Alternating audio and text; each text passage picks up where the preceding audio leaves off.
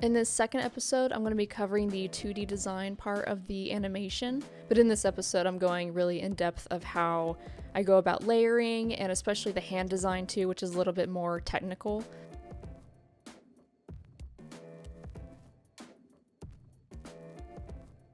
Hey guys, welcome back. This is Audrey Steeman, and welcome to the part 2 of this little 2D and 3D animation series I have going on. And I know this episode's a little beefier than the other one. I'm trying to kind of keep them a little shorter, but with this series I really want to make sure that I'm explaining enough of the process for people that don't get this exposure or transparency of this kind of process elsewhere. So hopefully it's not too much information, or it's easy to digest, and it's not super obvious information that everyone knows, but I would rather kind of give a little too much more information on how I'm doing something than not enough. Now I was kind of debating designing this 2D part that's kind of in the background for either Illustrator or for Procreate, but I think in the end I just kind of feel better about doing it in Illustrator, especially because we're going to be bending some things here and there, and just want to retain that crispness, I guess, for the edges of everything. But I'll be adding some cool effects in After Effects to these vector shapes, which I think will be really nice. So you can see I already put my sketch here in a 1080 by 1350 artboard, so it's going to be true to size, in that when we start exporting stuff over to After Effects, I won't have to scale anything, I won't have to move anything around, especially using Overlord, which is a plugin by Battle Axe. It saves so much time when importing your Illustrator designs and files and stuff, and not having to change things into shapes and reorganize everything. You can literally just kind of pick and choose whatever you want and just directly send it to After Effects, and it keeps it in place too, which is awesome. So you can see here I added all the colors. I just kind of color picked from the original art. It doesn't need to be completely exact, just kind of in that general same palette, but added it to my libraries here just so we have it in After Effects as well. So I'm just gonna start by kind of bringing down the opacity of this style frame slash sketch, or whatever you call it, and then just kind of start making some shapes on top of it. I'm gonna kind of just be a little rougher with how I design this here, but really the most important thing when designing, especially in Photoshop or Illustrator, and importing into After Effects, is the layering. So I'm just gonna kind of speed up the process here and just vectorize this entire thing.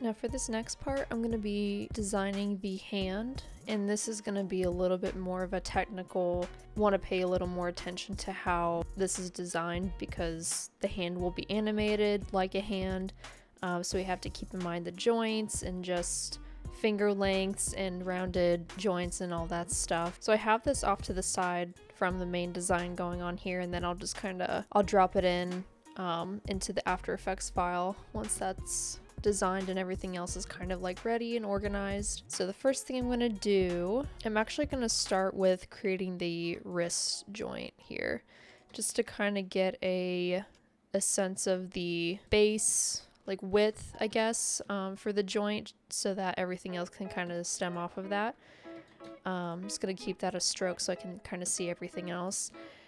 And I want to keep in mind too, this is more of a note for me, but something to kind of keep in mind if you're kind of designing for different like social media sizes and stuff like that, and if you're gonna put this into a reel, considering what this will look like in a like HD 16:9 format.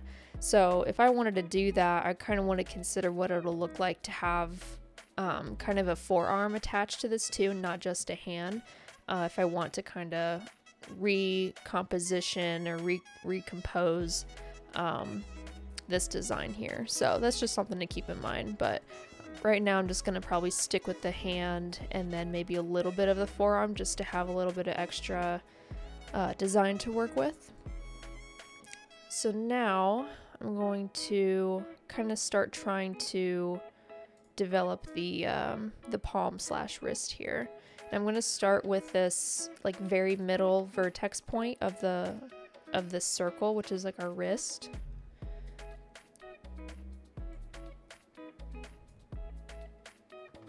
Obviously it's pretty choice to have it as smooth as possible, so that when the wrist moves up and down, you can't see this joint kind of going on here. It's, again, that's why it's kind of a more technical and meticulous process of just making sure these points kind of land where you want them to.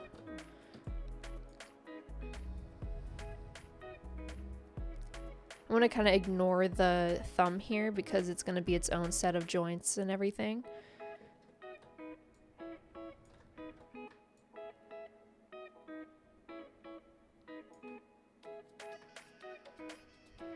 I'm just kind of figuring this out as I go too, and just to see what feels best.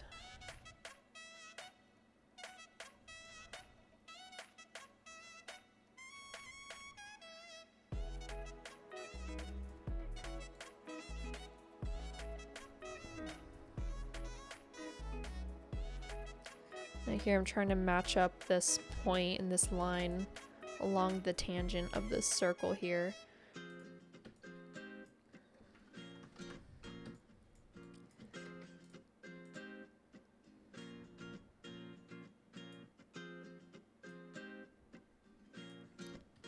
For any motion designers that do character design on the regular that are watching this, don't be too mad about how I'm trying to go about this. I've done a couple motion pieces, or at least very minimal character animation with hands before, and so I have a little bit of experience where the character design was kind of similar, but one was definitely very accurate in terms of like how the hand was shaped. So now I'm gonna try and I think I'm gonna do the thumb next, actually.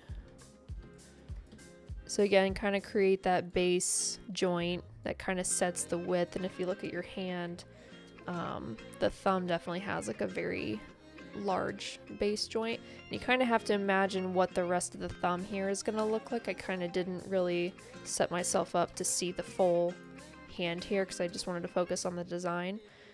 So you kind of have to make it up a little bit. So I'm going to set that there, and then I'm going to kind of create the other joints that are going to be here. And just kind of set that to the width of the finger and where it's at.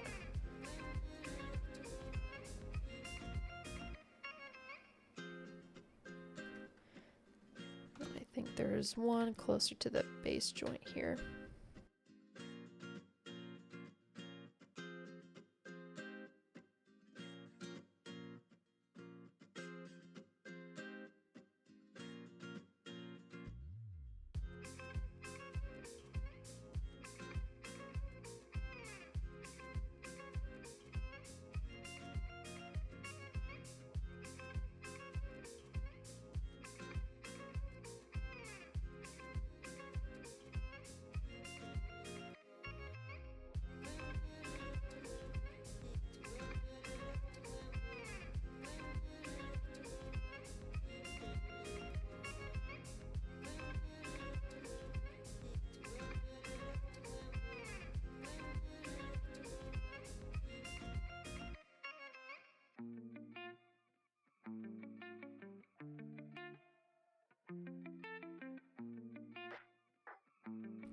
So ideally, when you kind of create these joints, and especially for fingers, you want to have kind of your finger here and then the joint and then an even kind of split down the middle here.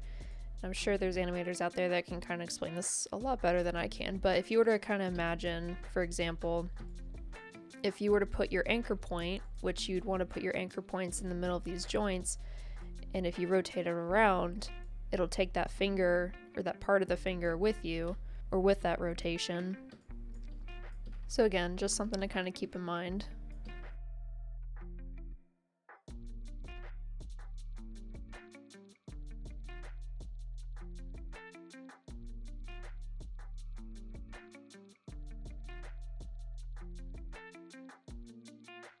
Okay, now I'm going to try and kind of go about the fingers here. Before I do that, I'm going to select all of the thumb joints that I have here and create another layer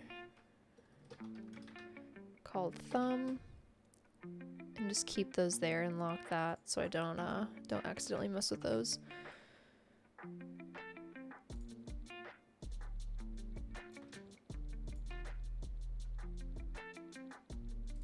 I'll make this a different color too, just so I can differentiate a little easier.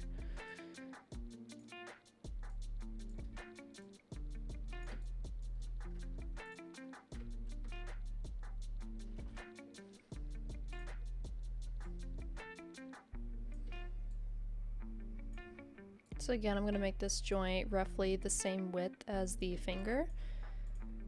Put it where that knuckle would be.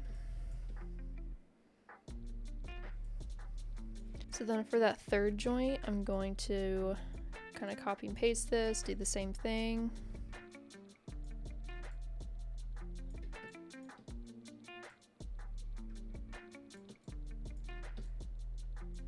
And something I'm going to do actually to kind of cheat, I'm just going to align these first two joints.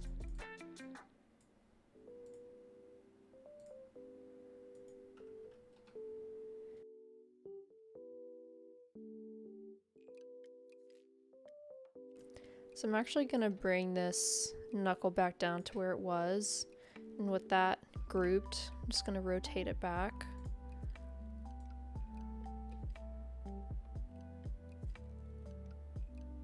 And then I'll try to connect those points.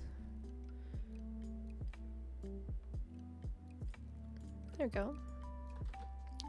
And then we're gonna kind of do the same thing.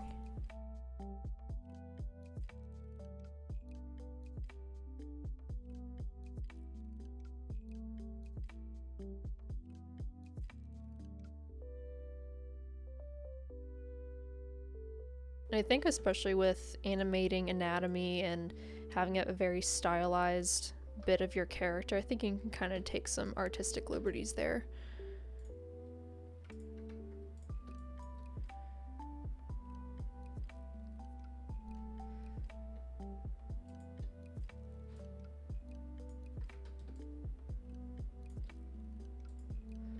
So I'm going to connect that knuckle and this piece of finger here. Or group that, I mean. And for this last bit, I'm going to add the tip of the finger.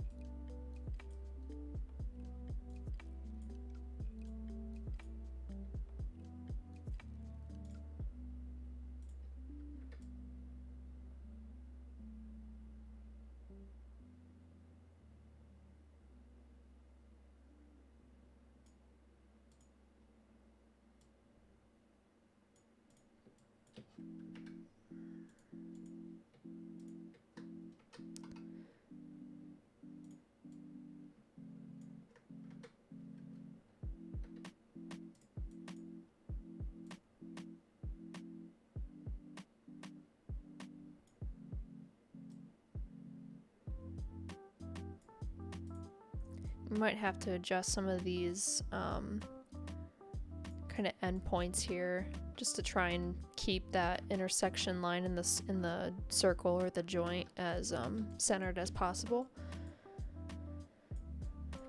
Okay, so that's starting to look right. I'm just gonna kind of copy and paste the finger here that we just made, and then just kind of adjust based on the size and everything.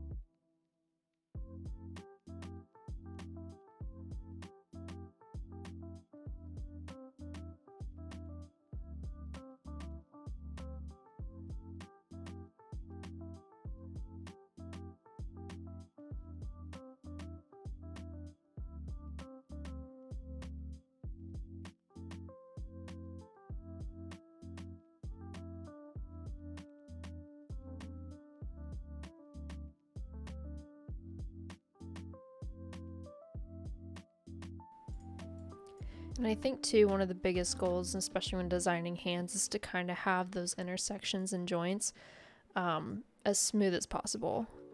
It can be kind of difficult, especially when you're just starting to get the hang of this, and I'm still kind of trying to learn myself, but just the smoothness when connecting those joints and everything, it can make such a big difference when you're animating, and not having that stick out and stand out when you're making all of those joints move individually.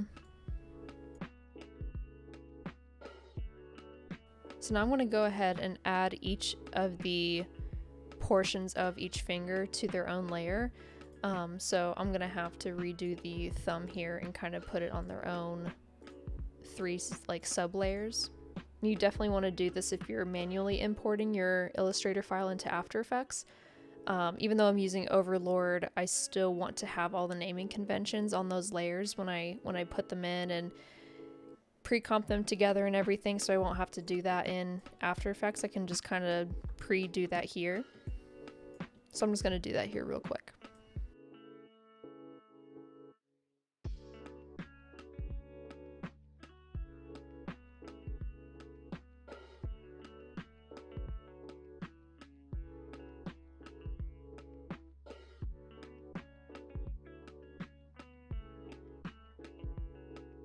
And from here too, I'm going to kind of adjust the palm shape too, now that we have the fingers to kind of use as a reference.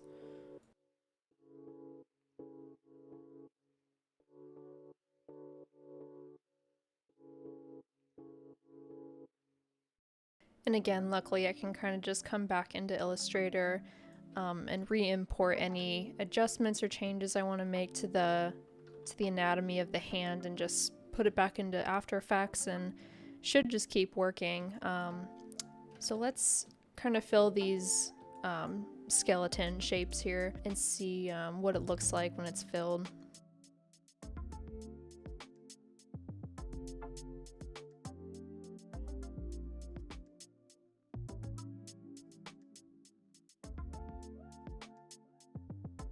You can kind of see, especially like right here, this intersection. And granted, this is going to be animating and everything, but still, I think this is also a good test in Illustrator to kind of see how your joints work and how they, like what sticks out and what's looking pretty smooth. You can kind of see I have a little bit of a chunk kind of sticking out here. I'm just going to kind of smooth that out.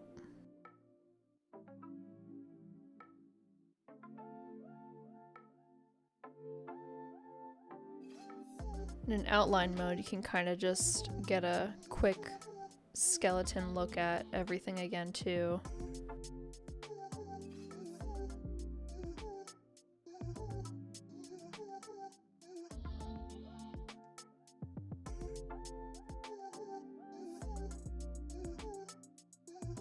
So let's kind of just pull this over just to see what it might look like over on top of the rest of the design here.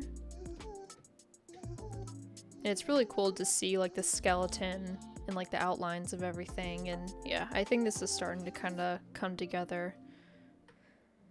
Alrighty, so we have the design done, and if you look here in the layers panel, you can see that I have everything on its own layer. You can kind of see if you go to outline mode, which is Control Y or Command Y, you can see everything is kind of on its own little section here because I want to be able to have a lot more control with animating all the individual pieces here. So the next thing we're going to do is we're going to set up an After Effects file, and then we're going to start importing all of this design stuff in with Overlord. So thank you guys for watching, and as always, I hope this was helpful. And be sure to look out for the little mini episode next where I import the 2D design into After Effects using Overlord.